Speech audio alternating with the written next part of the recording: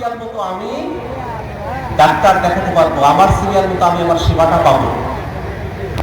এইটা সবার যেমন চাওয়া, এই চাওয়াটা যেন পূর্ণ হয় বাংলাদেশে, আমরা যেন সবাই সুখে শান্তিতে বসবাস করতে পারি, এটাই দীর্ঘ সময় ধরে আমার চাওয়া পাওয়ার জায়গা। তো আমি আপনাদের এলাকার সন্তান, আমি এই মধুপুর বাজারেই বড় হয়েছি। যখন পড়ালেখা করি এই মধুপুর বাজারে এসে টিচিং করেছি।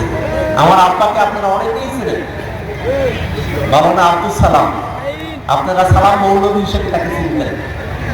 আপনাদের অনেকের সঙ্গে খুব ঘনিষ্ঠতার সম্পর্কের মধ্য দিয়ে আব্বা জীবন অতিবাহিত করেছেন। আমি আপনাদের এলাকার সন্তান হিসেবে আমি মনে করি আপনারা সবাই আমার প্রতিবেশী, এবং প্রতিবেশীর হক সবার আগে আদায় করা কর্তব্য।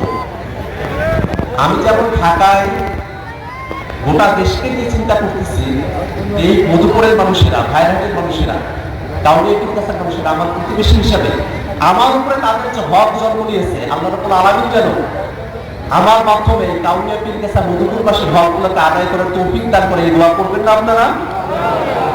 আমি আপনাদের কাছে এই দোয়া চাই, আপনাদের কাছে দোয়া চাই যেন আল্লাহ রাব্বুল আলামিন যে নিয়ত থেকে নিজের জন্য যেটা পছন্দ, আমি নিজে যেভাবে ভালো চলতে পারি, আমার অপরাপর সব ভাই, এই এলাকার প্রত্যেকটা মানুষের যেন ভালো চলতে পারে, এই নিয়তের উপরে যেন আমরা আমাকে কাজ করার তৌফিক দেয়।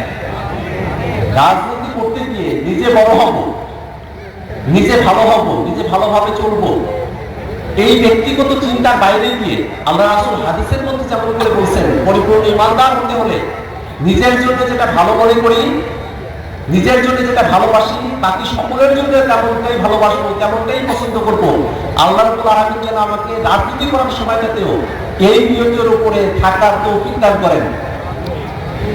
আমি খুব বেশি কথা বলবো না, প্রধান বক্তা এখানে উপস্থিত হয়েছেন, এখানে মাহফিলের সম্মানিত সভাপতি আছেন, অন্যান্য অতিথিবৃন্দ আছেন, আপনারা দীর্ঘ সময় ধরে অপেক্ষা করতেছেন।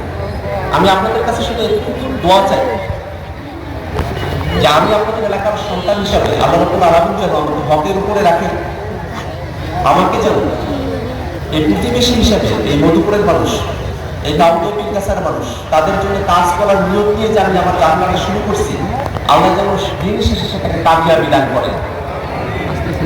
তো আমি আর আজকে দীর্ঘ করবো না, পর্দার অন্তরালে আমাদের মা বোনেরা যারা আছে, আল্লাহ রাব্বুল আলামিন যেন তাদেরকে এটা বোঝার তৌফিক দান করেন যে নিজের জন্য যেটা ভালো, অপরের জন্য সেই ভালোটা আমরা কামনা করবো। আমাদের মা বোনেরা নিজের মেয়ে শ্বশুর বাড়িতে গেলে ভালো থাকবে, এটা যেমন তারা আশা করেন, অন্যের মেয়ে তার ঘরে পুত্রবধূ হয়ে আসলেও ভালো থাকবে, এটা যেন তাদের কর্তব্যের জায়গা হয়, এই আশাবাদটা আমরা রাখতে পারি। তো আল্লাহ রাব্বুল আলামিন আমাদের সকলকে কবুল করুন, আমাদের এই মাহফিলকে আল্লাহ রাব্বুল আলামিন কামিয়াবি দান করুন। এই মাহফিলের মধ্য দিয়ে অনেক যুবকেরা, অনেক তরুণেরা এবং আমি দেখেছি অনেক মুরব্বীরাও এই মাহফিলের জন্য অনেক পরিশ্রম করেছেন। আল্লাহ রাব্বুল আলামিন যেন তাদের পরিশ্রমকে সফলতা দান করেন, এবং এই পরিশ্রমের জায়গা থেকেই আল্লাহ রাব্বুল আলামিন যেন তার কিয়ামতের ময়দানে আমরা যারা এখানে উপস্থিত হয়েছি তাদের সকলকে এই মাহফিলকে একটা ওসিলা হিসেবে কবুল করে নেন।